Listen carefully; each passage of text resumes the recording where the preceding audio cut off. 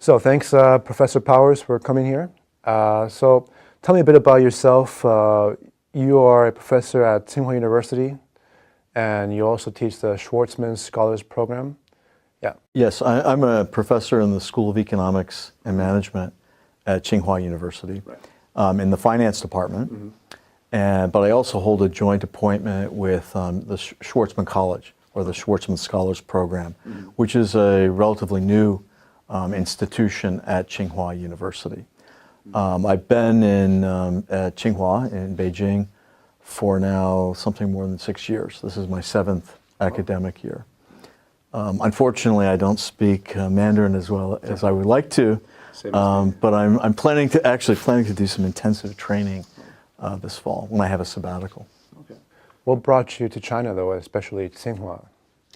That's a good question. It's actually somewhat complicated. There are many things that attracted me to China, and probably the most direct answer would be to say it was a number of different things.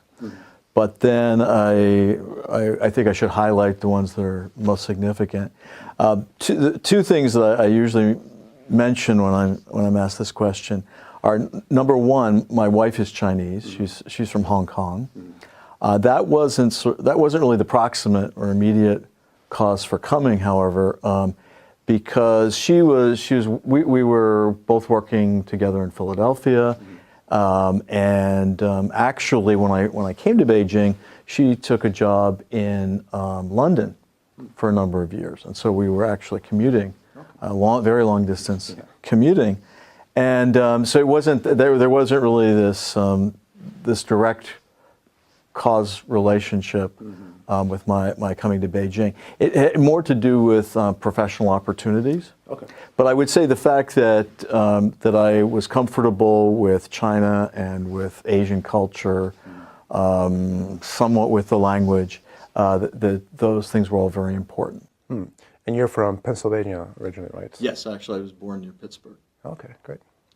And you teach risk mathematics, is that right? What exactly is risk mathematics for a dummy like me? Well, risk mathematics is actually a term that it's probably out there somewhere, but it may also be something that I coined for my purposes to describe best what it is that I do.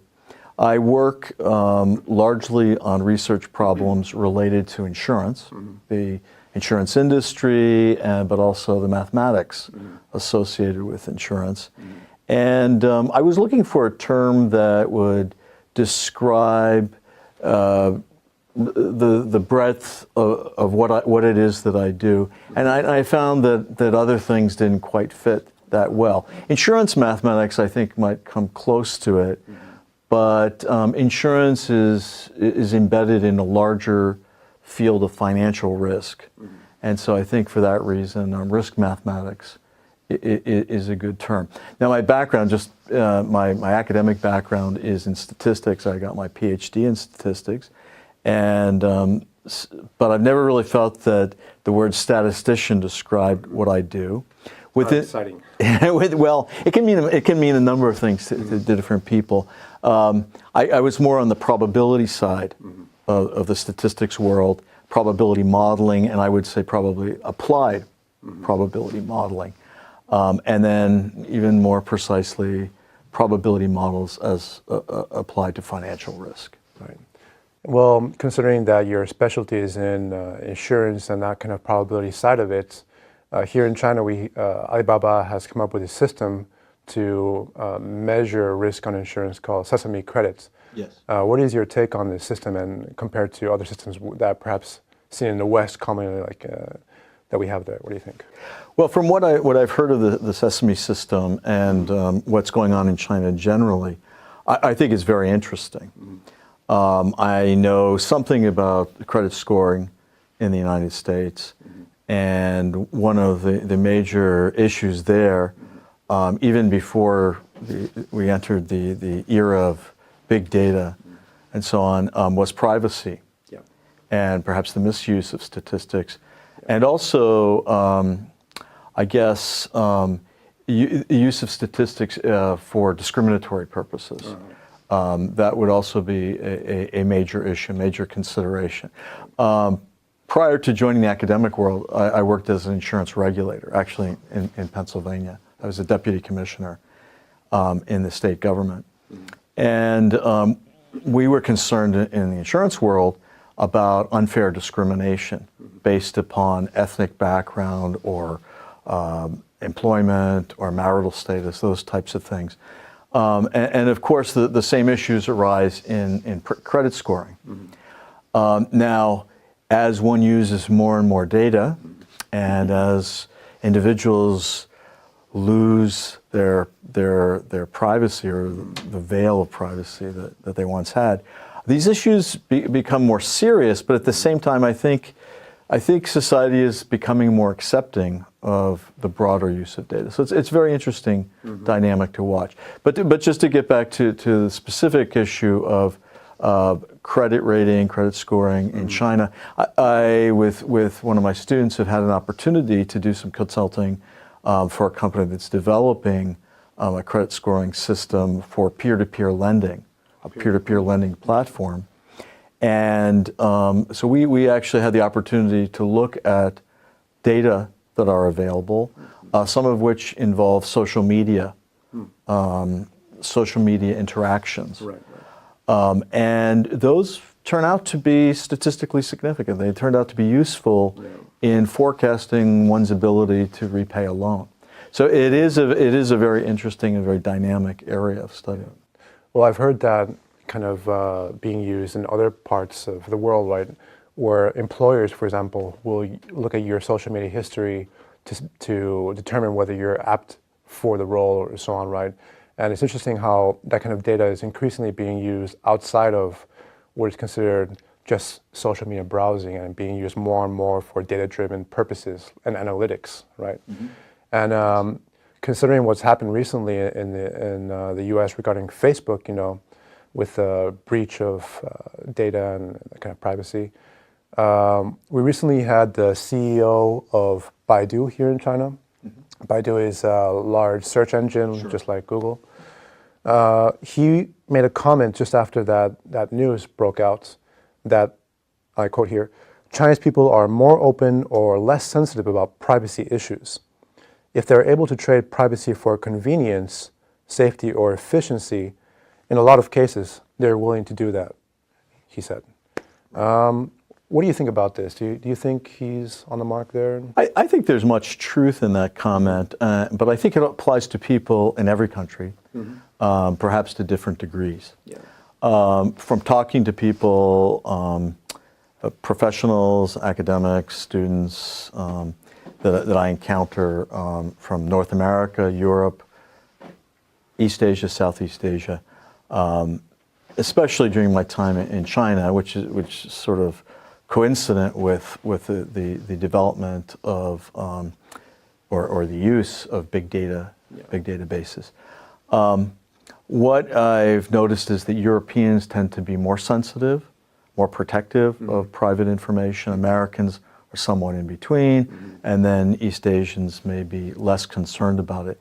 I think that one of the very interesting aspects of this recent Facebook event is that Americans really have been very willing to surrender their privacy in return for benefits.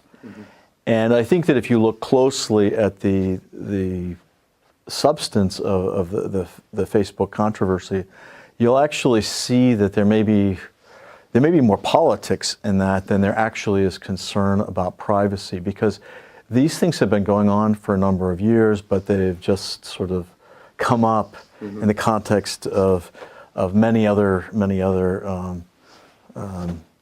new media issues, and I think some of this is overdue. Yeah, I agree definitely, especially in the past couple of years leading up to now this point. I think the general perception was that people were completely fine with giving up their personal data because it was what they considered to be a free service, right? But what they didn't realize, or maybe some people knew on a certain level, was that they were using this data not only to sell advertisements for them, but in the end, they were the products, right? The people themselves, individuals posting data were the products. And I think, personally, I think we're now at a turning point around the world where people are starting to realize the importance of their data. It's not something that should be just given freely, right? Because there's a lot of things that are determined by this data. Maybe we didn't value it because it was something that just never happened before, In the past, before the onset of the internet, your data was basically private most of the time, right? Unless you made it publicly on purpose, right?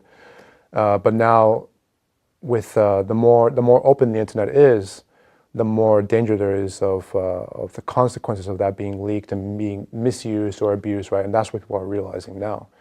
And I think that in the future, in the coming years, we're going to see a shift towards more awareness and people trying to protect their own data, right? What they put online, what they share with people, right? That kind of things. I would like to think so, but I think that, and I think there will be a movement in that direction. There may even be some government regulation, some legislation, and so on. I guess maybe I'm not too optimistic. What I'm hoping will come out of this, at least the immediate controversy, is a greater awareness on the part of the platforms. Let's take Facebook, for example, that they should inform their users just exactly how much information is available to people browsing through, or how much is going to be sold to other companies. And they should also make it much more transparent if you want to limit certain aspects. I have in the past tried to impose some restrictions, some of which had to do perhaps with private issues like let's say my telephone number or whatever. And they're pretty good about it. I think it's pretty clear you can keep, or your personal email address, you can keep that out.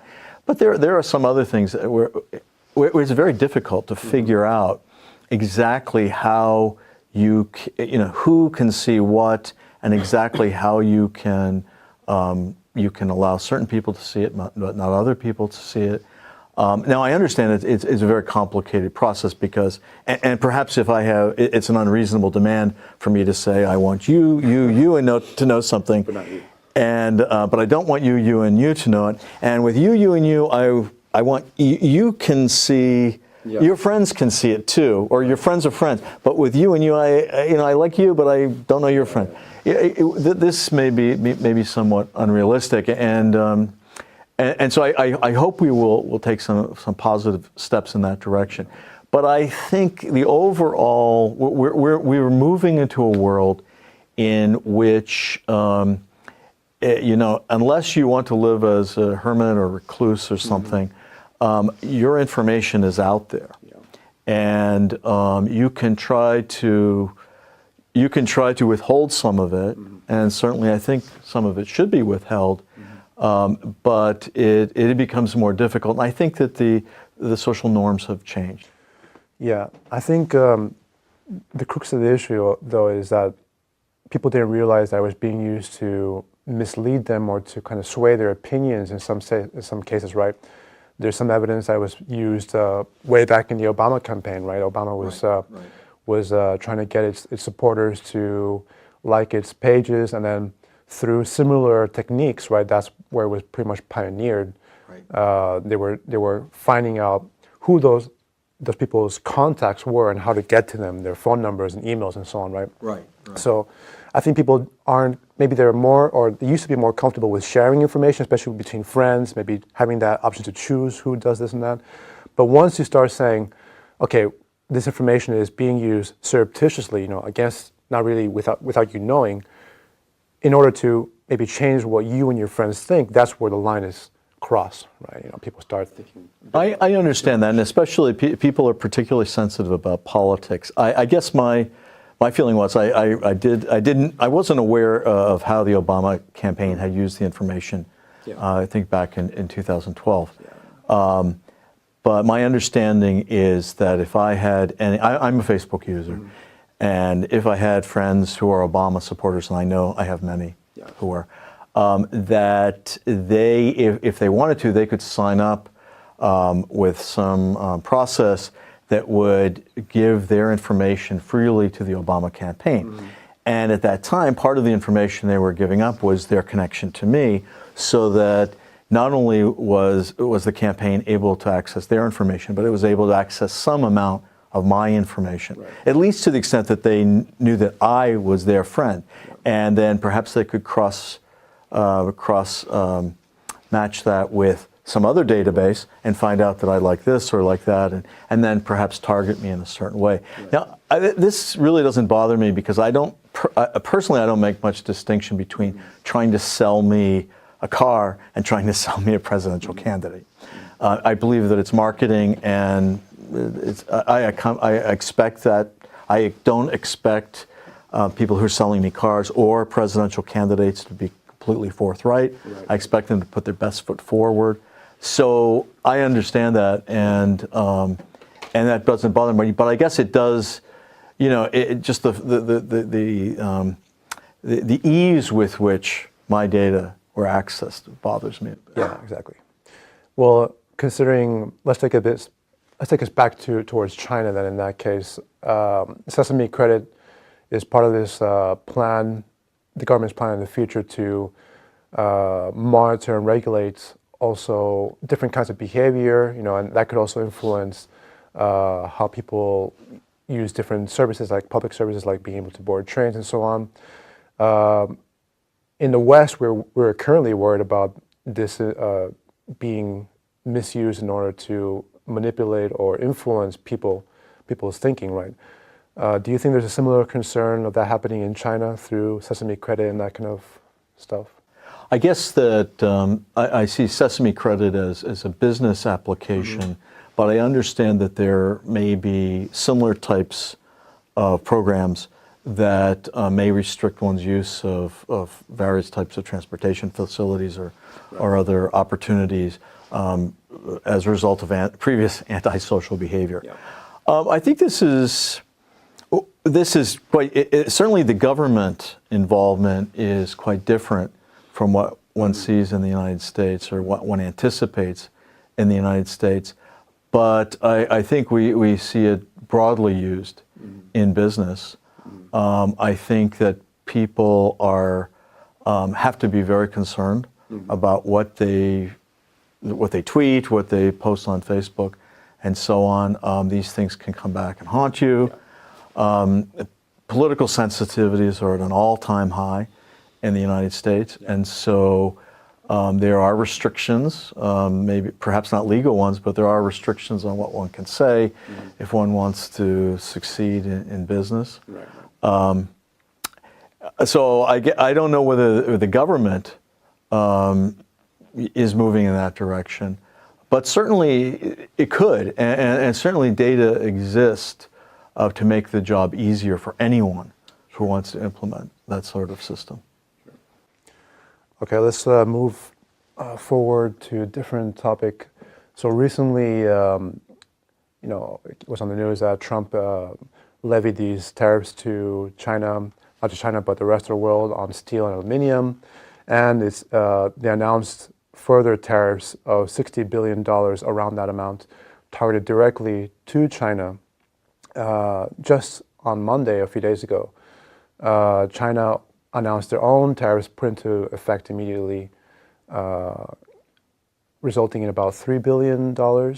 And these tariffs were targeting U.S. imports, 128 U.S. imports, including pork, wine, and fruit, and so on. What is your take on this? Do you think, is there a trade war brewing? How do you see this? On the surface, there's a trade war brewing. My reading is that we're going to see much back and forth. We're going to see some posturing, more on the American side than on the Chinese side. It's a very big issue with many little components. Sure. I hope that there won't be an all-out trade war. I don't think it's in the interest of either side, and I see many ways that the problems could be resolved favorably in a sort of a win-win outcome. Essentially, what President Trump wants is he wants to be able to announce that he has fulfilled his campaign promise to make America great again, and bring back manufacturing jobs. And part of that is by punishing China or by bringing back some of the economic benefits that the United States has lost to China. So as long as he can demonstrate something, even if it's somewhat illusory in that area, he will have succeeded. Given the dynamic, what I've observed is that Trump has been theatrical, dramatic as he tends to be. China has responded in a very mature and muted way. And I would imagine that dynamic will continue unless Trump does something so outrageous that the Chinese government feels it has to respond somewhat in kind. And one never knows because President Trump is somewhat unpredictable. Right. But I think that if you look at what he's done, what Trump has done, he imposed the steel and aluminum tariffs based on a national security issue. And if you think about what that means that the United States wants to maintain its ability to produce steel, at least in certain types and forms, so that it has them for various defense capabilities.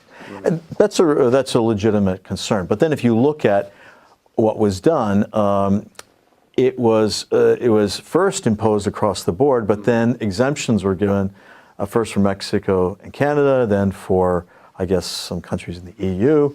And if you look at actually how much steel, in any case, is being imported from China to the United States, it's a very small percentage. Right. It's on the order of 2 or 3% of the imports. So to use a national security rationale in a very roundabout way, to finally to get to where you're targeting China seems somewhat disingenuous. I think that the broader use of $50 or $60 billion in tariffs, which I don't think will be implemented in full, that was based on some would call it more. It's a Section 301 investigation of intellectual property violations. That is again somewhat. It's done using U.S. law. It's somewhat unilateral. But at least it makes a little bit more sense. And China's response was muted, as I suggested. They offered to negotiate. I think that really that's the place that we have to end up. There are barriers that China imposes to protect its industries, and it's very important to remember that China, although it's in this position where it's challenging the United States. And it's the number 2 economy at this point. It's also a developing economy. Right. And the United States, perhaps justifiably is concerned that this other country is coming to knock off its standing, but at the same time has to recognize that it's a developing economy and it's going to behave somewhat differently. The United States, when it was developing, protected its domestic industry. It still does protect certain industries. It's unrealistic to believe that China will not protect certain industries while it's developing.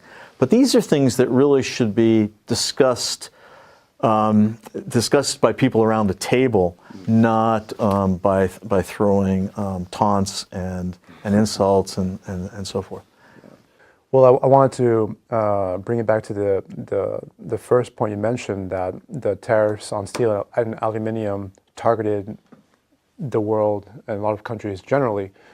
It could be argued that the reason why that was levied was because Chinese steel and aluminum doesn't have to go directly to the U.S., right? They can go through other channels. They can go through third countries, right, and then towards the U.S., right?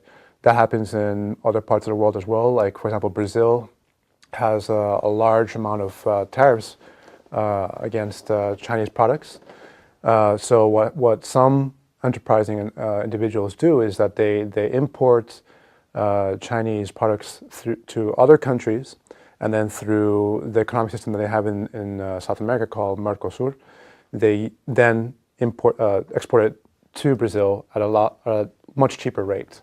So that could be done as well in steel. Mm-hmm. That's correct. I think that's a fair point. There's another side of that's a similar type of issue, which is that when one measures the trade imbalance between the United States and China, there is some inaccuracy, which comes about because we count things that were imported from China to the United States, so long as they were assembled in China, even if various components were made elsewhere, which exaggerates the barrier. So there are, it may be that something is made in, let's say, Korea or Germany or somewhere. It's sent to China. China then imports it to the United States. We count it as a Chinese import, but actually there's a Korean a component or German component or whatever. So it's very complex, and it's hard to sort out all of those things. And I think that that's probably why I would encourage both sides to discuss these things and to do a thorough analysis rather than to work with broad strokes. Okay, so I was brought to the attention of a Rolling Stone article headlined. Can you bring it up, please? The title of the article. Okay, the Rolling Stone article. Go up a little bit, please. It's named "Why is China Treating North Carolina Like the Developing World?" Okay. Can you go to the first slide, please? Yeah. And it starts off saying how lax regulation made it cheaper for China to outsource pork production and all of its environmental and human costs to the U.S. Okay, and it says in July 2013, Larry Pope, the CEO of Smithfield Foods, the largest pork producer in America, was called to testify before a U.S. Senate committee about the pending sale of his company to a Chinese conglomerate known as the WH Group. The $71 billion purchase, the largest ever foreign takeover of its kind, had attracted concerns. Can you go to the second one, please? Okay, and it goes on to describe how in 2 years, Chinese nationals went from owning $81 million worth of American farmland to nearly $1.4 billion, including the Smithfield purchase. Despite Pope's denials of the Chinese government involvement, the nation's central bank had approved a $4 billion cash loan to fund the acquisition, a transaction in its 2013 annual report described as a social responsibility. So similar to how Trump was describing its own tariffs on steel and aluminum being something of a national security kind of issue, right? Can you go to the third slide, please? Yeah, and it says, the article continues to say, today, Smithfield sends more than a quarter of its pork abroad, especially to China, which received nearly 300,000 tons of it in 2016. Okay, so it's interesting then that the Chinese government levies these tariffs of $3 billion on 128 U.S. imports, including pork, wine, and fruit. This article then makes me think that there's so much intertwinement between investment in China and the U.S. that these tariffs almost don't make sense. Like in that sense, what do you think about that? I would say that at the simplest level, tariffs are very difficult to implement and probably not a good idea. And one of the reasons is that they can backfire.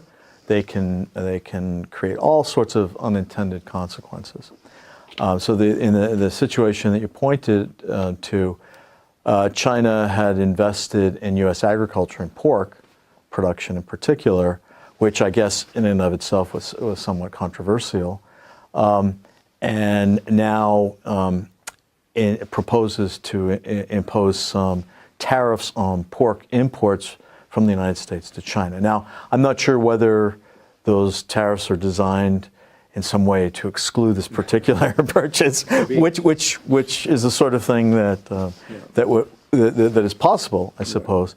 But you can show. You're right. Things are very intertwined, and this is not the first time this has come to my attention. There are other products that Chinese firms are involved in building in the United States, and then there have been barriers erected, or perhaps not so much in the sense of tariffs, but perhaps in the sense of regulatory issues, so that it was difficult for these Chinese firms then to sell their products back in China.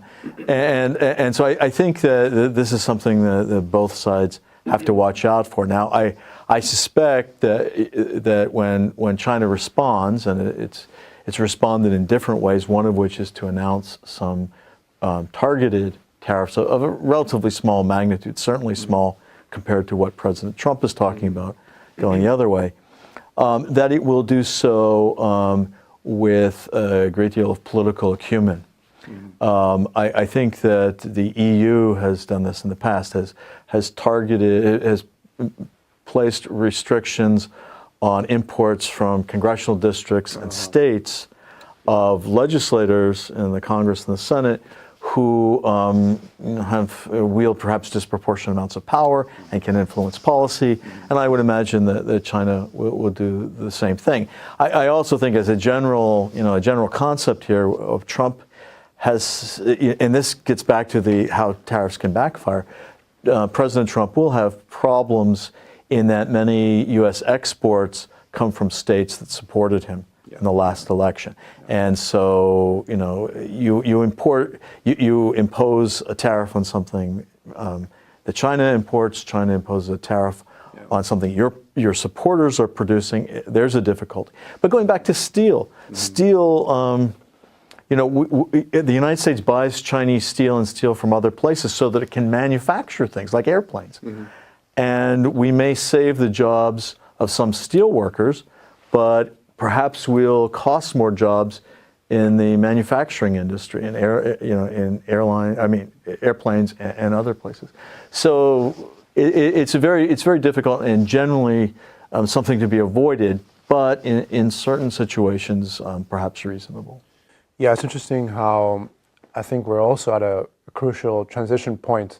We were talking about how we are at a transition point in terms of like personal data online, right?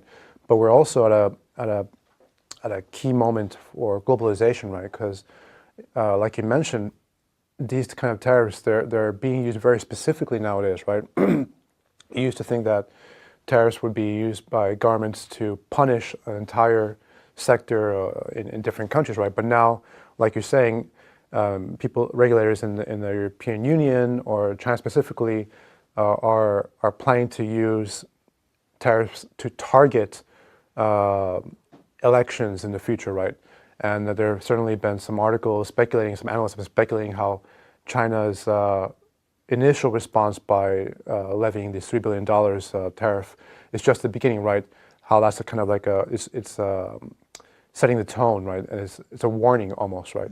And that perhaps in the future, once elections are in season, right, they might use more punitive tariffs targeting states where it might hurt for Trump to lose them, right?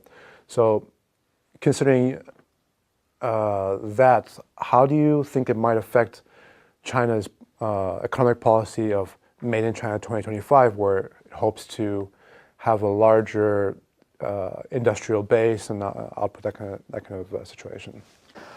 I tend to be somewhat optimistic about how this trade war, quote unquote trade war, is going to evolve. I think that the two sides have many opportunities for positive outcomes for both of them, and therefore I don't think that it will be something that will evolve to a high-profile shouting match during the election, the U.S. election season. It could, some of that might make sense.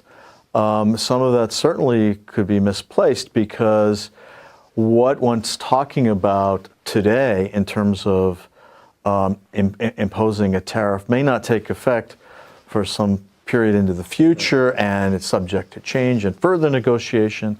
And however this may affect one's vote in a particular election could be completely irrelevant or almost independent of the discussion. So I'm hoping that it doesn't go in that direction. Certainly if there is a continuation or an escalation, I should say, and there's a reduction in trade between the two countries, it's going to affect China, but it's not going to affect the overall arc of Chinese development. And let's put it this way: for it to affect the overall arc of Chinese development, there would have to be such a major breakdown in the bilateral relationship between the United States and China that we would be talking about other issues as well, such as the global economy coming to an abrupt demise of some sort. Well, it's interesting in that sense because, in a way, these are kind of ways for industries to incentivize like competition between other countries, right? Because we usually think of globalization in terms of like the free hand of the market, that kind of stuff.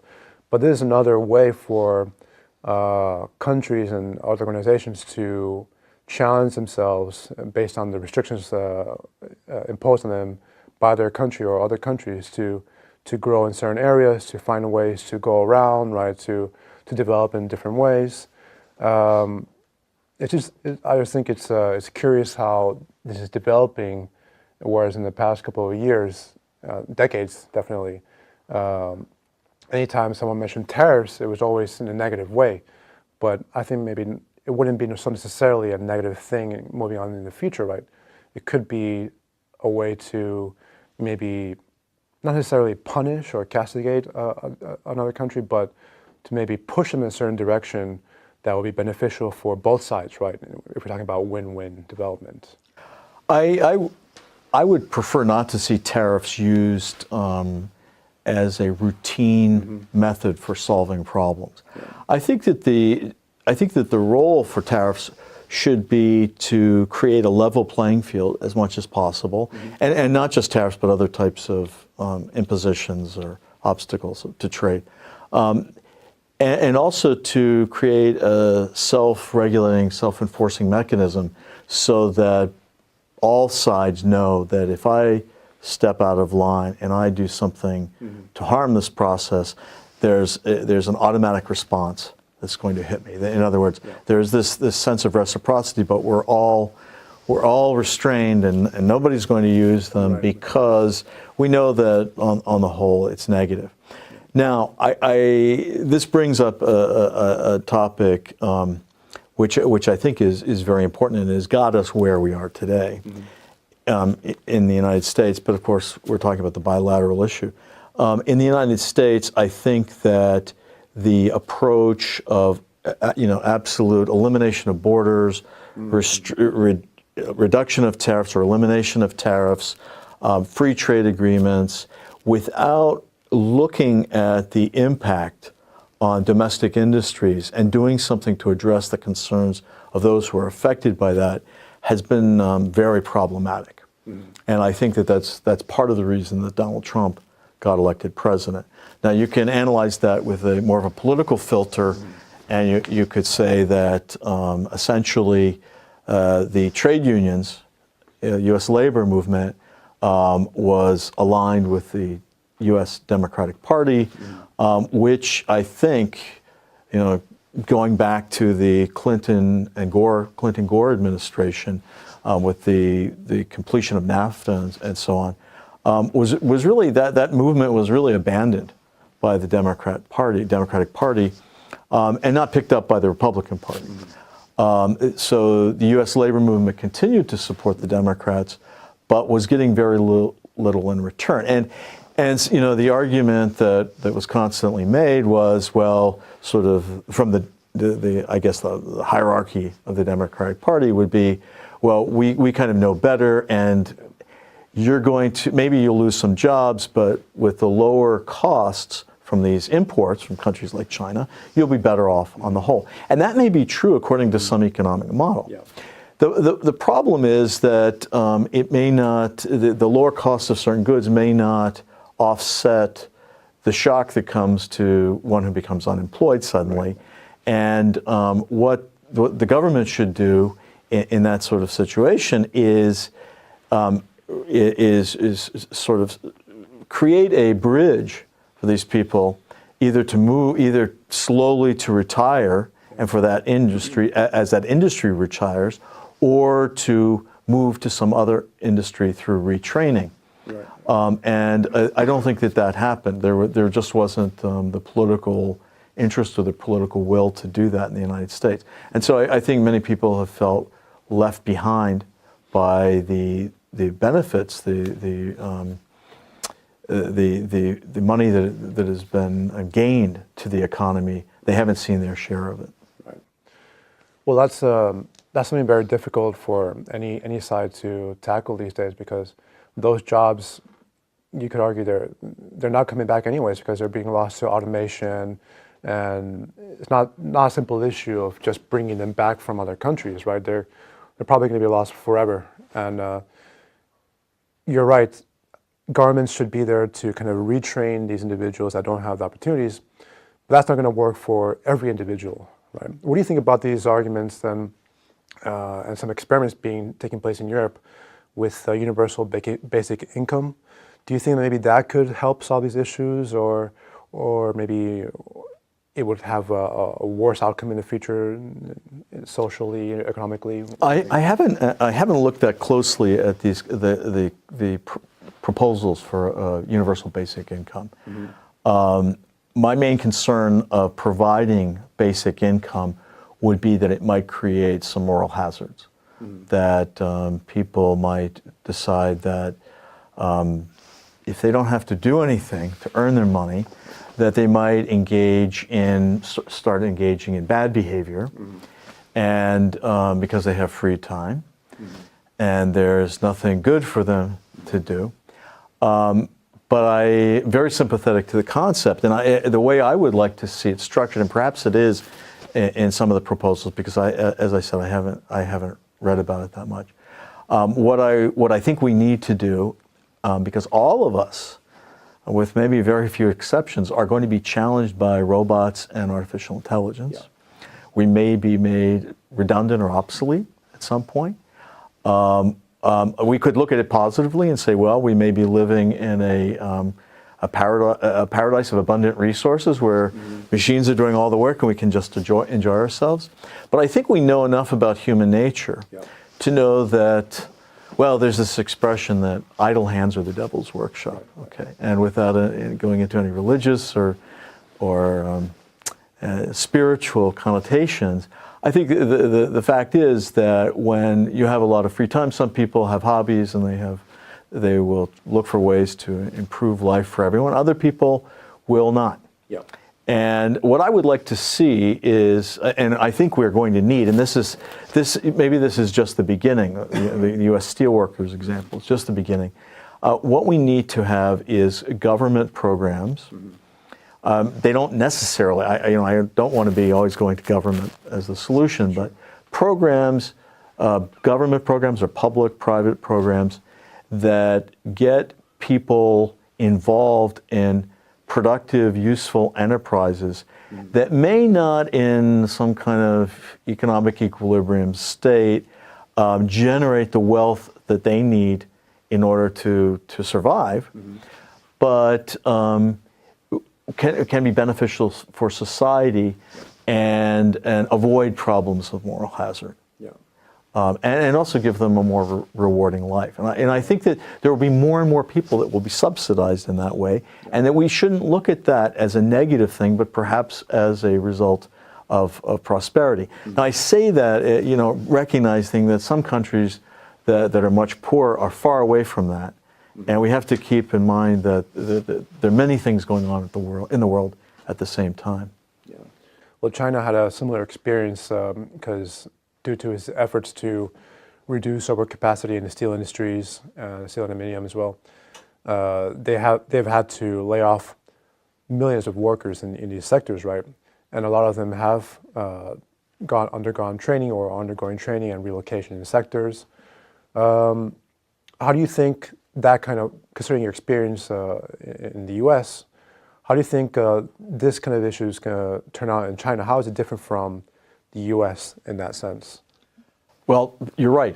China actually, they have an area in the Northeast called the Rust Belt, just as the United States does. And Pennsylvania is part of the Rust Belt in the United States. My sense is that China has done a much better job of retraining or redirecting the people who lost their jobs. I don't know, I don't have any data to measure that. I'm sure that there are many people in China who were displaced that had planned a career in steel or some other area that were shocked by the change. They're not happy about it. They would prefer that it not have taken place. But my sense is that you see much more resolve on the part of government to try to avoid areas of unhappiness. Right. To try that if a certain group of people is going to be adversely affected, it doesn't mean that they'll just leave, create a stasis. For example, if you need to build you have a large construction project, you may have to relocate people. Okay, in the United States, the government is much more reluctant to relocate people, and people have access to lawyers in the courts that can block development. And this is actually not so good for economic growth, but the United States has chosen a different balance. In China, when people are affected like that, the government tries to compensate them. It tries to ease the transition because it knows that it's in this great period of economic development. We can't have everything stop, but at the same time, the people who are harmed by it should be compensated so that the transition is fairer to everyone. I think that sense is always on the mind of the government in China. Now, in the United States, there are many people of goodwill who would feel the same way. Right. And people in both political parties, or even outside the two main parties. But it tends to become politicized. Yeah. It tends to be viewed immediately when one suggests, let's say, a retraining program for steel workers. Okay, and I'm sure there have been some attempts to do this. I haven't studied that. I don't know the details. But this is the type of thing that people will say is a boondoggle. Critics, they'll say, you're going to give these people money, what, to do nothing? Well, in the long run, that's what those universal basic income programs might be doing. But you know what? I would really much rather give people money to go to school, and then from learning a new skill in school, going on to a further job. And even if, in some economic sense, that is not creating as much wealth as is necessary to subsidize it, I think that it's good for society as a whole, and we may all be in that situation sometime in the future. Now, that's not sustainable if you don't have some other source of wealth, but presumably through robotics and artificial intelligence, we will have that sort of wealth. That's, I think, the trick that's taking place, or needs to take place. I think you also had an interesting point that it seems to be almost a cultural factor as well that needs to be considered in this issue, right? Because in a sense, Americans, they don't expect handouts, right? Then they almost see it negatively, right? If someone wants the government to give them money to do something like that, right? They have this kind of pull yourself up by the bootstrap mentality, So that's definitely something that will have to be considered moving forward, and how you get people politically to approve of this and to digest it in a sense, right? Whereas in China, it's a bit different, right? Where if there's a problem, a majority of people almost expect the government to kind of deal with it and to resolve it. Do you agree, or do you think that there's any difference in that? I think that's generally correct. I think one of the problems of the U.S. system is that it's an adversarial system. We have that both in the legal side, and we have that in the political side. And so just because, and this is not unique to the United States. This is anywhere that has a similar model of democracy with two parties or multi-parties. Often issues that should be non-controversial become controversial because people are trying to prepare for their next election cycle, and they want to have an edge over their opponent, and so they need to put themselves in a position of they're doing something for you, the other person's doing something against you. This is a very negative, very unproductive aspect of that system. There are benefits of the system, But I think we have to recognize when there are drawbacks as well.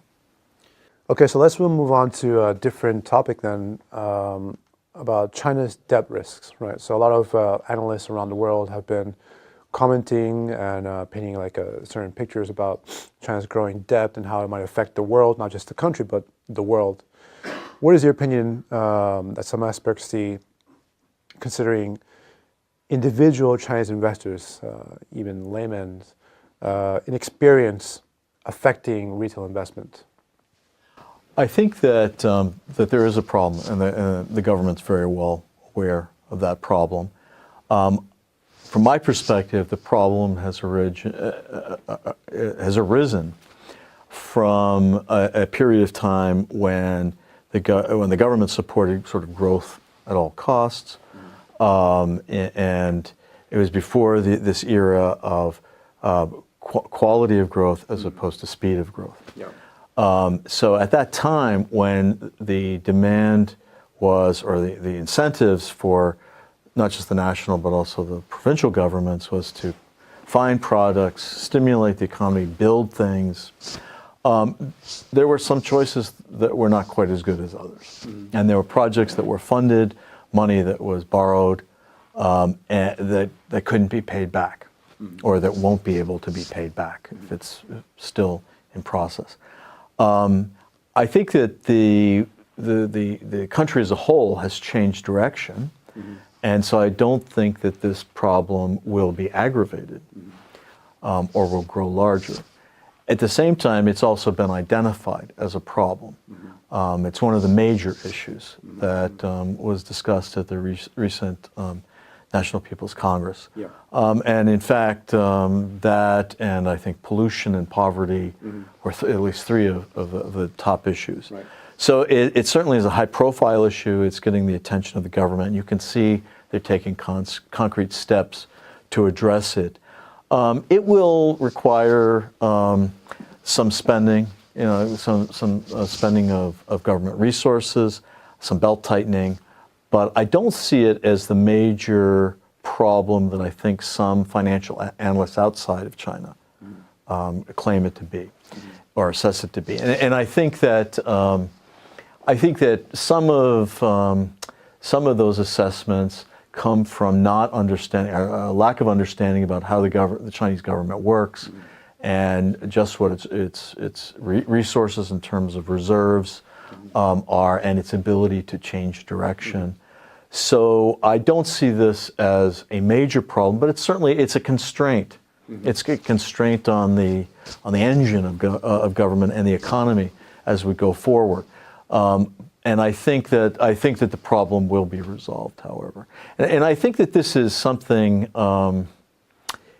that is easier to handle in a country with the type of government that China has than it would be in the United States or in Europe. Now, of course, at the same time, maybe they wouldn't have the problem. This particular type of problem wouldn't have evolved because government wouldn't have been managing the economy in the same way. But one of the positive aspects of the Chinese approach to economic management is that when there is a distortion, when something is excessive or inadequate, the government can move resources to try to correct the problem much faster than, let's say, the United States or the European Union. I would say probably the United States, unless they can build they can build the enthusiasm as they did for the U.S. space program, moves very slowly to address this kind of problem, and sometimes inadequately or may overdo it. It's a much more political process, much less deliberate. Of course, there are other countries in the world, smaller countries like Singapore, for example, that might be able to move much faster than China. But generally speaking, the Chinese central government has the ability to take a longer-term view and therefore address things in a way that doesn't create the same types of dramatic displacements that you would find in other economies. Okay, but some of the analysts in the West have been pointing out that there's a lot of inexperience in terms of like individuals in China who maybe haven't had the education or the background to understand fully the risks and consequences of the investments they're making, and that the growing amount of people who have first of all, the purchasing power, the capability, and the access to these new markets, that is an additional risk that is growing and is becoming more dangerous to the overall debt problem. What can be done, or in your opinion, what do you think can be done to help educate or help inform the layman individual regarding the risks of investment? Okay. I think there may be two issues or two types of investment that we can talk about. One of them is the type of investment that has led to the overextension or the excessive leverage that is now being addressed. Too much borrowing, borrowing to fund projects, but also borrowing through the shadow banking. The shadow banking mechanisms. Even P2P lending. Like yeah, right. Where people were chasing higher interest rates, because of course the bank interest rates are regulated and they tend to be low, and so people are looking for opportunities through shadow banking to generate bigger rates of return, and the government has restricted some of those things. So I think that there are concerns that you could have sort of, it's possible you could have a movement of risk or transfers of risk that are difficult to follow and become exceedingly complex, and therefore put the economy at risk. I don't see that as happening, and I don't think it's happened. I think as I said, the central government is regulating it very carefully, very intensively, and in fact, there are international critics that would say there's too much of this type of regulation in China. So that's the one type of investment. The other one is the stock market and the various types of asset markets. And you have in those cases you have the issue of potentially naive investors. I've heard some people say things like, in the United States, 80% of investors are sophisticated and 20% are naive. In China, it's the other way around. And what that means is that when you have then a rising market that may be followed by a downturn, so when you have volatility, there could be basically what could be going on is there's a transfer of wealth from the naive traders to the more sophisticated traders. And that's something that the government clearly wants to avoid. One of the ways that can be addressed, I think, most successfully is by creating more companies, analytical companies that analyze markets, that provide information, and also by the creation of more intermediaries who are the sophisticated traders. I mean, the sophisticated traders in the United States are not just individuals that happen to have read the Wall Street Journal or one of the other media outlets more closely. They are actually people in the business of investing money for people who would be naive traders. In China, there isn't that much of that industry yet. The investment banking, hedge fund industry needs to develop, and so I think that that's an area in which things can be improved as well. Yeah, that's an interesting point. That there's not so much of a framework, right, to support the development of naive or inexperienced traders and investors. Another area to consider in that point is that there's maybe perhaps an overconfidence or an over-reliance on the government to solve problems when they arise, right? So if you ask a number of Chinese people on the street, they will tell you that they're not so worried with the risks, depending on the context situation, because they're certain that the government will fix it, right? Especially in terms of economic issues, that's usually the expectation of the majority of the public. Isn't that kind of a double-edged sword? Because you mentioned that, yeah, on one hand, the Chinese government is very strong and very responsive to these kind of risks and threats. But it's also another risk on the flip side if people, not just people, but all types of businesses and enterprises are too reliant on the government to take care of that when it happens. Absolutely. That's a moral hazard problem that individuals and businesses, various organizations of different sizes, if they think government is the solution to everything, then they actually may start creating risks with the idea that they'll be bailed out. And in fact, that this is part of the problem with that excessive leverage that state-owned enterprises, especially at the provincial level, but at the national level as well, have undertaken projects in the past with the thought that if things went badly, the government would be there to bail them out. So it creates an asymmetry. It removes the so-called skin from the game. If everything goes well, I get my promotion, or everything is wonderful. Yeah. If something bad happens, well, we keep going because the government bails us out. I mean, that's a problem actually when the U.S. government bails out a car manufacturer or a bank or whatever.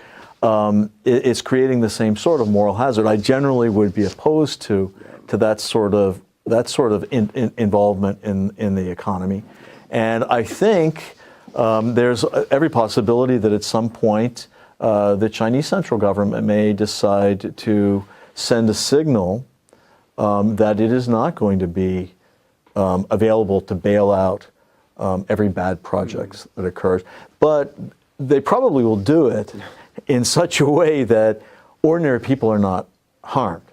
In other words, whether or not there is, let's say, a protection on deposit, like deposit insurance that we have automatically from the government in the United States, even if that weren't there formally, I can see that if there's some entity, whether it's a bank or a manufacturer or whatever, and it goes under, the government may have the choice of bailing it out or allowing it to go under to send a signal to everyone else that this is the way things will be. But if they do that, I'm quite sure they will make sure that sort of innocent, smaller parties are not going to be adversely affected.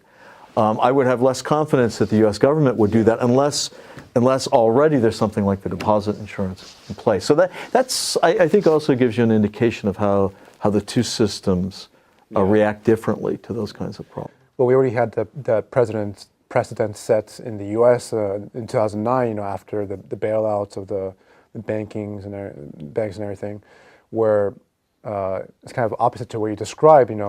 The people at the top were kind of saved of any responsibility, but all of the burden got shifted to the American people, right? They had to bail out through taxpayer money and everything like that these corporations. So you're implying, or you're assuming that opposite would happen in China? Yeah, I think in China, I mean, it's not that the Chinese government can't make mistakes. It's just that there seems to be more continuity among different projects or among different initiatives, that there's always a sense of sort of social harmony and social responsibility. I'll give you an example from the U.S., one that I find somewhat disturbing. And I don't think it's a result of any bad will on the part of politicians or officials or whatever. But if you look at there were two famous bombing, and there are actually several, of course, famous bombing episodes. But there was the World Trade Center, the first attack on the World Trade Center prior to 2001, which was a bombing, and then there's the Oklahoma bombing in the government building in Oklahoma, and then there was the 9/11 attacks. Yep. And the government responded to the 9/11 attacks very, very well in certain ways, at least financially anyway. It responded by trying to do the best and help everybody who was affected. And some people would say maybe it's responded too generously. It affected the insurance markets, for example, and some people would say maybe they actually helped the insurance companies more than they should have. But let's say the innocent victims, the people who were killed during the tragedy, in September 11th, they were compensated in a way that nobody was compensated in the Oklahoma bombing. Right. Why? Had the Oklahoma bombing come, whatever time was between those two, had it come on the other side, they certainly would have been compensated. Yeah. I think you can see in that it's not that the U.S. government learned something; it's that there were political stakes. Mm-hmm. The Oklahoma bombing wasn't important enough to get the response from the government to take care of the victims the same way 9/11 was. And I think there's less of that sort of thing, the politicization of events, in this case tragic events. And I don't mean to say that the U.S. government, that this is being done intentionally or anything like that. I'm just saying that the process, the political process, sometimes leaves people out. So it creates sometimes an all or nothing kind of outcome. And I think the balance, even if you're not getting full compensation, you're getting some compensation, but it's more equally spread out. I think that system is a better one. Yeah. And it's one the U.S. could learn from, I think. Okay. So China's parliament recently passed a bill to combine the China Banking Regulatory Commission and the China Insurance Regulatory Commission into a single agency that will report directly to the State Council, China's cabinet. The People's Bank of China, the central bank, will take over some of the two agencies' previous responsibilities for drafting new laws. Now, some analysts expect the merger to close the regulatory gaps and loopholes between the two sectors, creating an all-around powerful monitoring system. What is your opinion on this super regulator? What effect will it have on the debt crisis and certain issues like that? I think overall it's a good step. In fact, I probably would, I think maybe, at least in theory, maybe the third regulatory body, the securities regulator, CSRC, should also be folded in to a super regulator. But it is a different type. Securities markets, the stock markets, have a different type of risk, and I can understand why the government has not wanted to combine those. I think this is a possibility, however, for the future that it may do so. The main difference is that the banks and the insurance companies are dealing with obligations, often long-term obligations, debts, whereas the securities markets are dealing with issues of equity ownership, equity stakes in companies, and the risks that go with that. So there is a difference there. I think one reason that they merged the banks and the banking regulation and the banking regulator and the insurance regulator is that so much of the risk in the insurance market was of a nature that's similar to the kind of risk one has in banking, in which the insurance companies are creating financial products with high rates of return, wealth management products, they're often called, and some of which were these overextensions. They were created to provide higher rates of return than might be sustainable in the long term, so the companies then had to look for other opportunities to invest domestically or abroad to find better returns, and that becomes kind of a vicious cycle that doesn't always work. So I think, so I think that that in order to deal with the possibility that some shadow banking products, like these wealth management products, which are a very good example of shadow banking, to make sure that they don't fall in the cracks between the two types of regulatory systems, they merge them.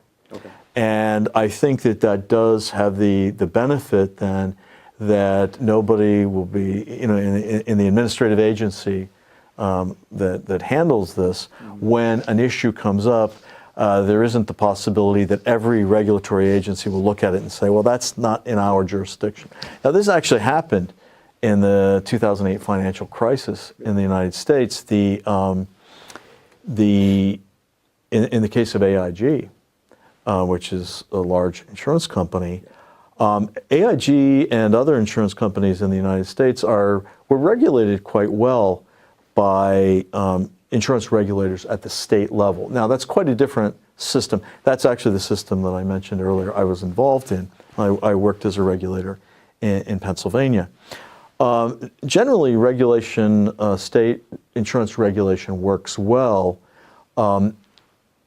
because both the regulators and the insurance companies are fairly conservative. They hold sufficient reserves. Once in a while, a bad actor comes in and messes things up. But the regulators the state regulators for the different AIG companies were doing a reasonable job. And of course, they have to coordinate because AIG has affiliates that are domiciled in different states, and they have to talk to one another, and they do that. It's complicated, but they manage to do it because it's all insurance, and it's well understood. Sure. But AIG's holding company was not an insurance company, and it was involved in some of these complex financial arrangements, and was not being overseen by the insurance regulators because they didn't think that was within their jurisdiction. So I think, and technically I don't think it was. I think it was, I don't remember which organization of the federal bureaucracy was responsible for handling that. But there was a problem there. Mm-hmm. Had that not fallen through the cracks, I don't think that we would have seen as much of a problem as we did. And so I think that we can see that there is a benefit to this. Mm-hmm. There are other approaches to financial regulation, and I think that what's being tried in different countries should be studied. Mm-hmm. In the UK, my understanding is that they have one regulator that handles consumer-related things, and another regulator that handles the solvency, the financial stability of the institutions. And that's nice because, again, it's comprehensive. Nobody says, if someone creates a new financial product, nobody will say, well, that's outside our jurisdiction, because obviously if it affects consumers, it's going to be handled by the agency that handles consumer regulation. So I think that idea of more comprehensive regulation is good. There are possible drawbacks. As an insurance person who studies insurance risk, I would say that one of my biggest concerns is that, especially when you get to property liability insurance, so this is like automobile insurance, certain types of disability insurance, property insurance, liability insurance, mm-hmm. that these products are very different from the kinds of products that banks provide, and that banking regulators may not understand just what needs to be done, or how to read a balance sheet, an annual statement to see whether a company is taking on too much risk. Sure. And I don't have any reason to believe that there aren't sufficient people with this expertise in the Chinese agency as it's been created. But it's always a potential if you don't separate by the different institutional functions. Okay, but some would argue that these regulatory institutions should be, in some sense, autonomous and independent, at least to be able to have these sort of checks and balances against each other.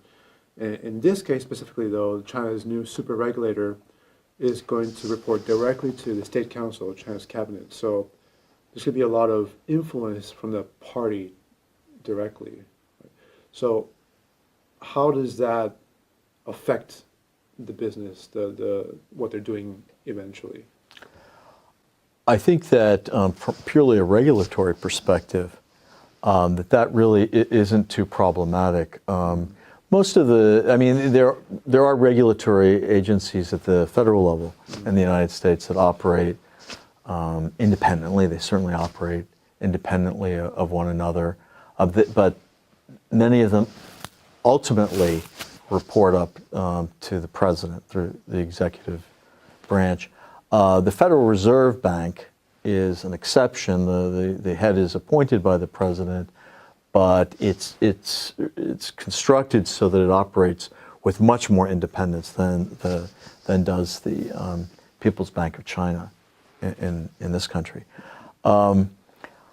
I think that the system seems to have worked well in China. So I think the one place where one might be concerned is in the regulation of monetary policy that would be carried out by the central bank.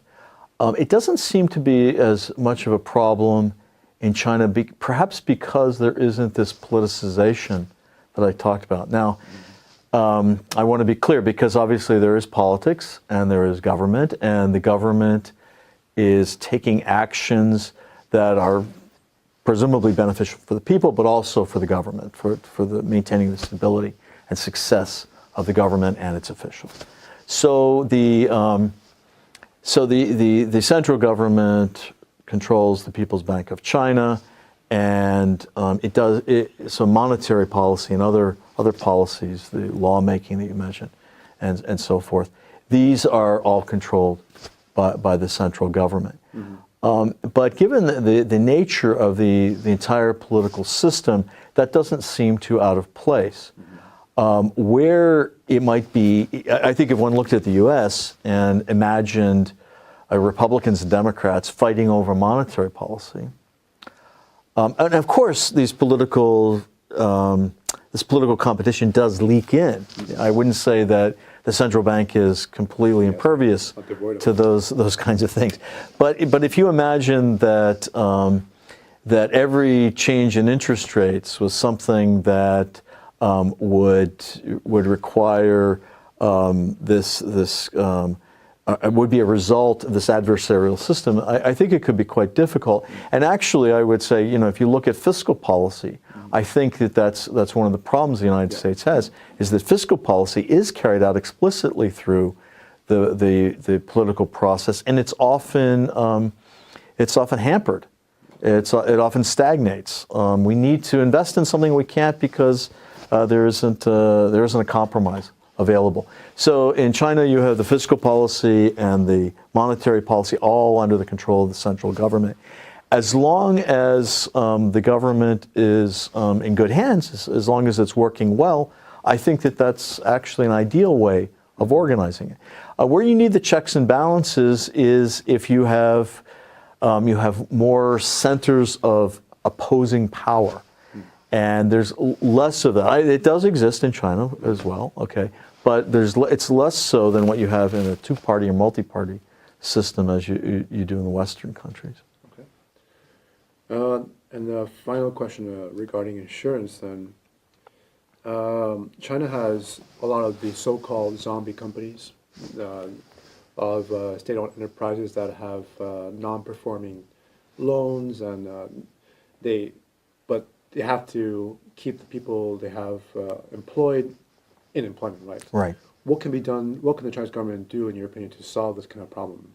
What do you think should be handled in that sense? I think that they need to run off. I mean, this is a term that's used in many businesses, including the insurance business.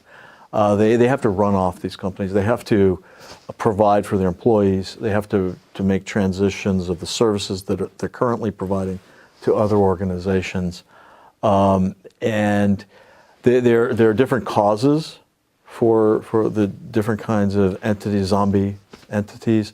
Some are that the country is moving away from things like coal, the use of coal, for example. So coal mining and coal processing as production facilities are being reduced. Steel production is being reduced. What does that mean? Why is that happening? It's because the economy is changing. Other companies may have resulted from bad investments or maybe overly optimistic assessments of what would come out of a certain investment, and they basically went down the wrong path, and now they have to back out of that. I think that the best thing to do is to try to consolidate, to try to retrain workers, try to avoid these operations in the future. But to some extent, this may be something that no country can avoid. If we get back to our discussion of robotics and artificial intelligence, Whether that's something that's going to come in the next 5 years or 50 years, I don't know. But I do know that many of the things that we currently do will be replaced. Currently manufacture or whatever, services, all these things will be replaced. And we're all going to be faced with these kinds of zombie entities. And the challenge will be for government to find a way to close them smoothly without too much disruption. I do think, the advantage, just to be clear about the advantages of the two sides, in the United States, I think that the government would close, or the system would close them much more quickly. And so there would be a savings in terms of efficiency and cost, whereas I think in China it takes a while to do this. But I think that the drawback in the United States is that the people who are displaced might be left out in the cold, whereas in China they are moved into something else. Now perhaps, one thing they do is they keep them working longer than they should because it takes a while to find something else for them to do. That's a cost. There are advantages and disadvantages to both sides. I think it's a bit interesting to consider going back to this point about automation, taking away jobs and maybe retraining them.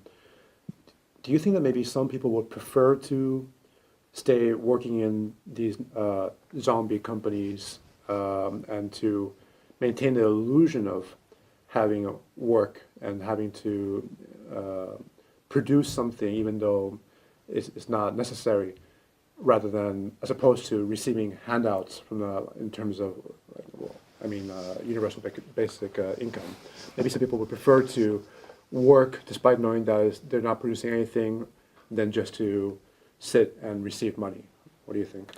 I think so. I think going back to what we talked about earlier, that's exactly what I would hope. When government is given this choice, the choice of providing income for nothing in return, basically, just for the fact that you're a human being in our society, or they're providing income because you get up in the morning, you go to the office or go to the factory or do something, and you spend the time there.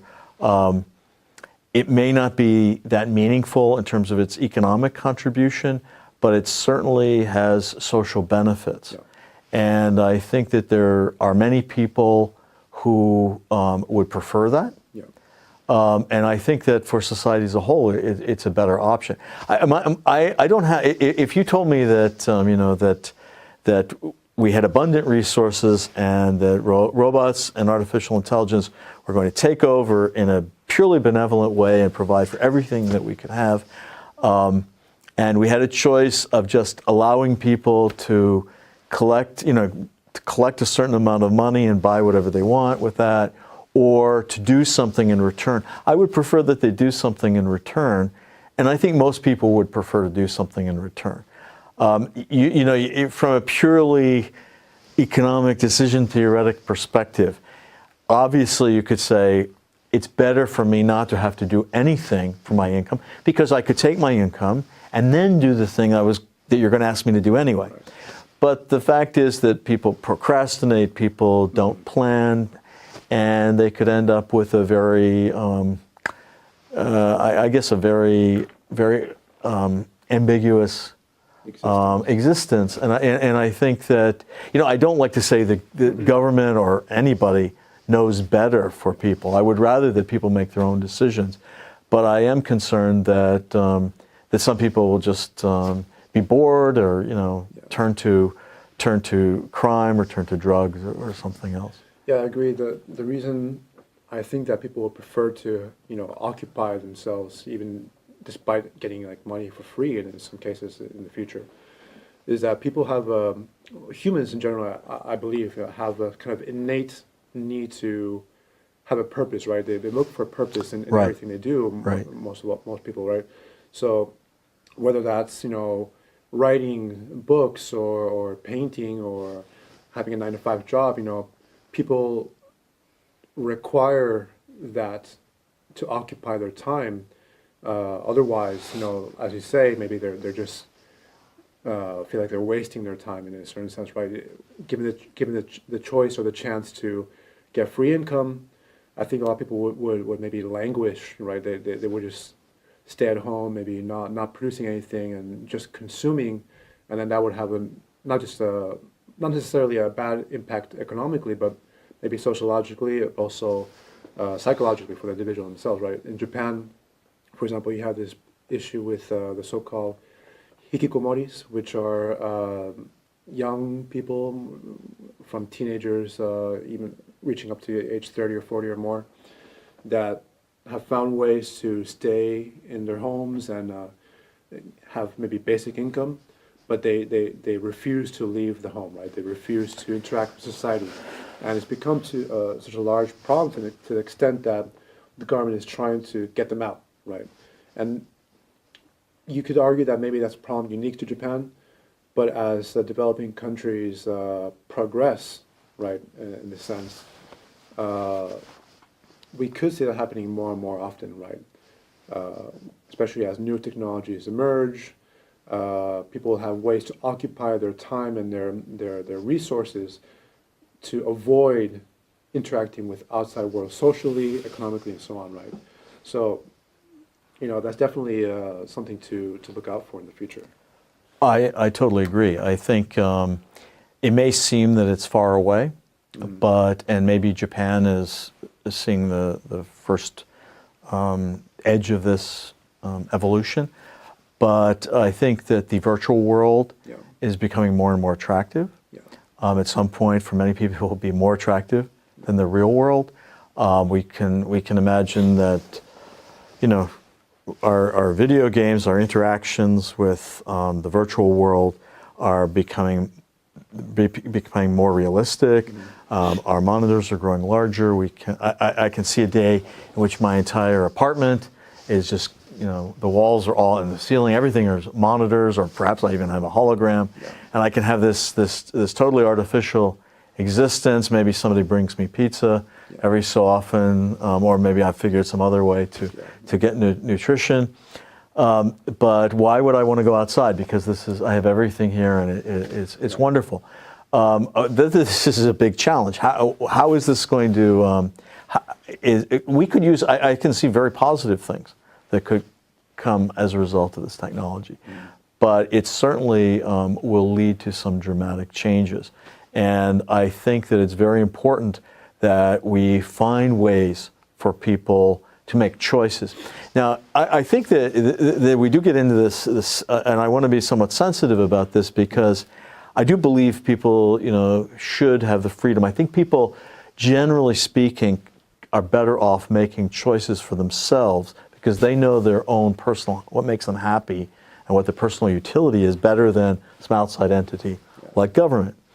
So I don't want to advocate a purely paternalistic system in which the government or some academic makes a decision that this is what you should do, and you'll be happy like that. What I think we need to do is create choices for people. And the choices will be, I think, quite amazing. And I think that we shouldn't underestimate people's abilities to benefit from very challenging educational or artistic or other types of endeavors.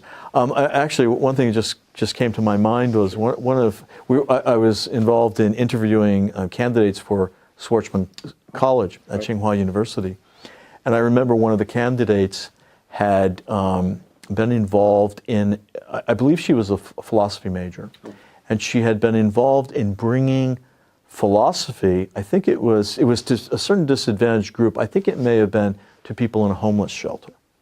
Now, when I saw this, I have to be honest, when I first saw this on the CV, I had some questions about it. The reality of it, or the usefulness of it. Could this really work? Is there any benefit? It sounds as though it's something that somebody just made up and in an ivory tower. Okay. So I asked some questions about it, and it turns out that it's a very interesting story of how these people that you were thinking, they're kind of at the margins of society. They're often forgotten by everyone. you would think the last thing they need is to talk about philosophy, right? You would think, maybe why don't we give them some skills? Why don't we help them find a job?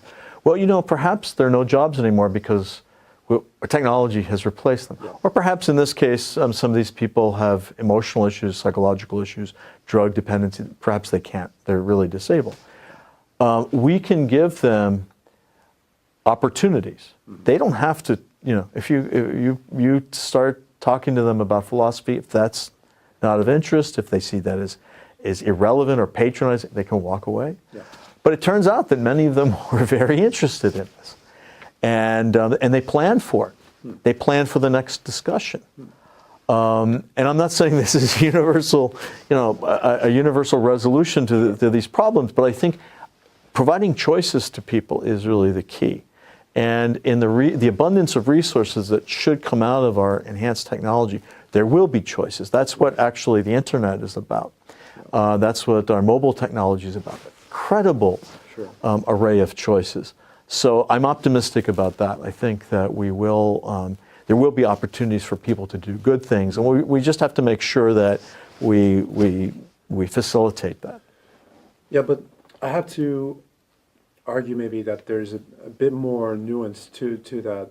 There's a myth or a myth of choice, right? Especially like when you go to a supermarket, for example, you're bombarded with choice, right? You have everything around you, but actually it's not as free as you think, right? Things are deliberately designed to edge you into the milk section to buy this brand of cheese, and this is at eye level, so you can buy this thing, and the other stuff that is not so popular is in the corner over there, right? So similar to what we were discussing earlier, right, with Facebook and data breaches and stuff like that, right? The problem is that a lot of these advertisers, and not just advertisers these days, but even political organizations are using your data, using the illusion of choice, excuse me, to maybe persuade you or to massage you, right? Like Marshall McLuhan said, the message is a massage, right? Into choosing certain things, making you think you have the choice, but actually this is what was presented to you by certain individuals because it benefits them economically and politically and so on, depending on who it is, right?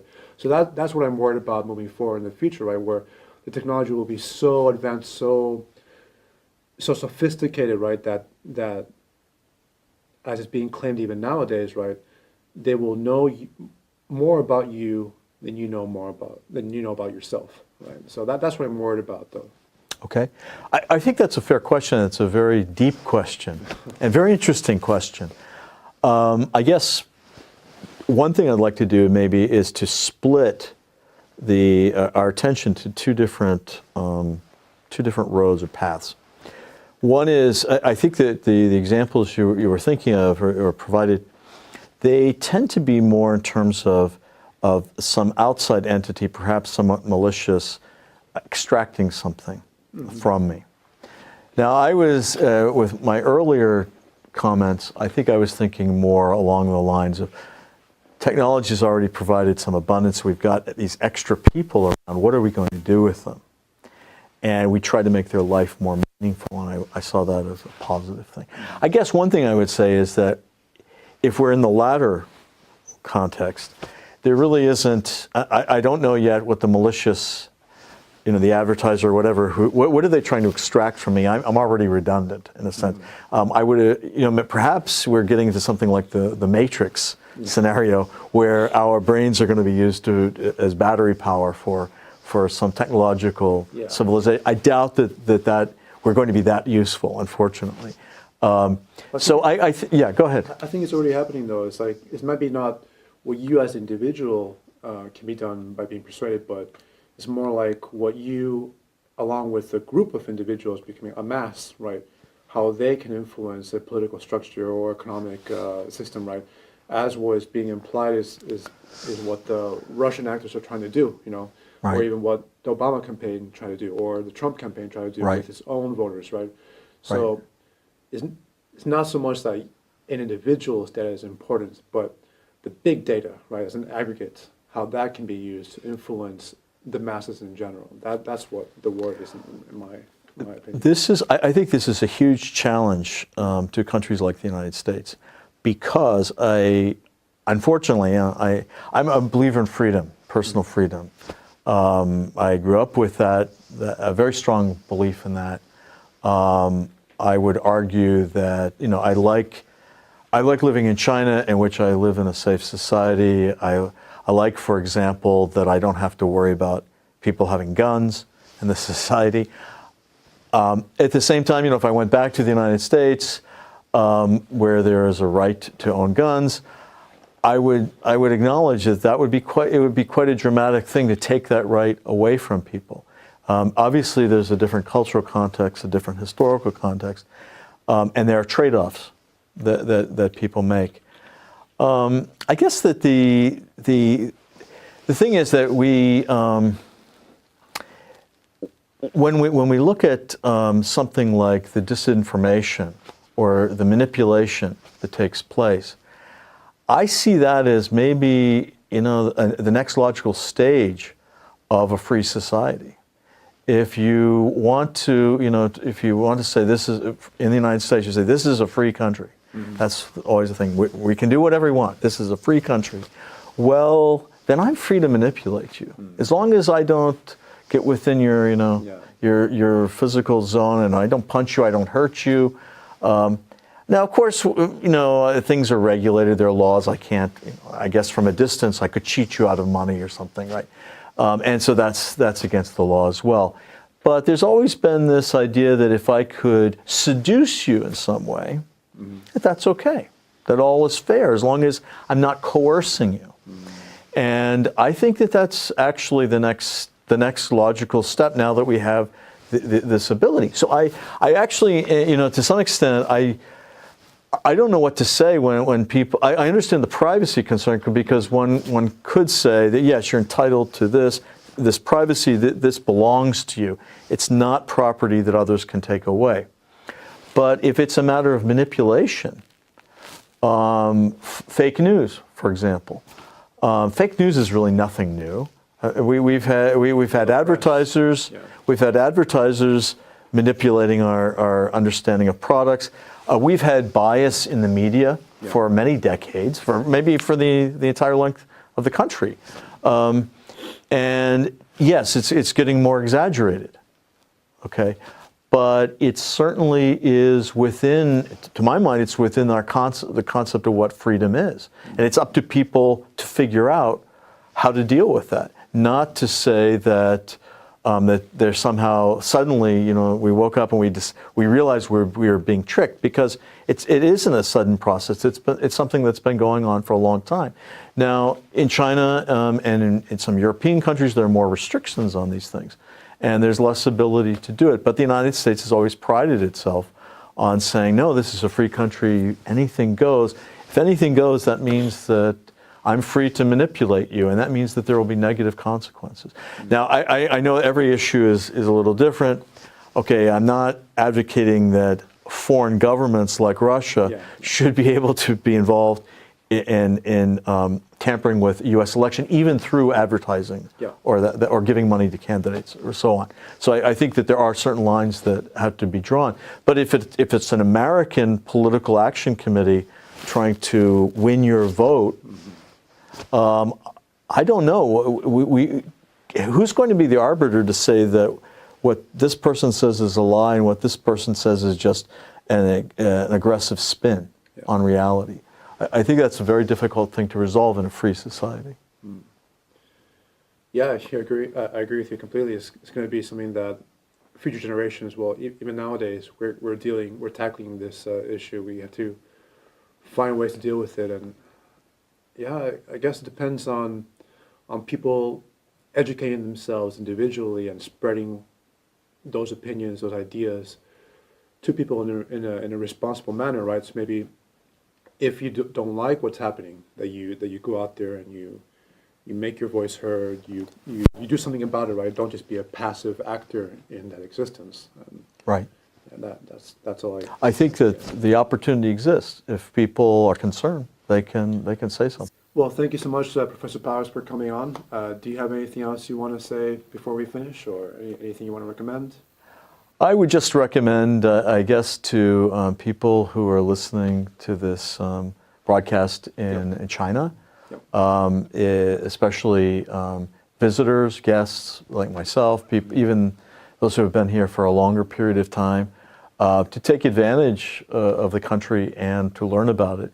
We're living through a period of really dramatic change, and with that change comes some opportunity.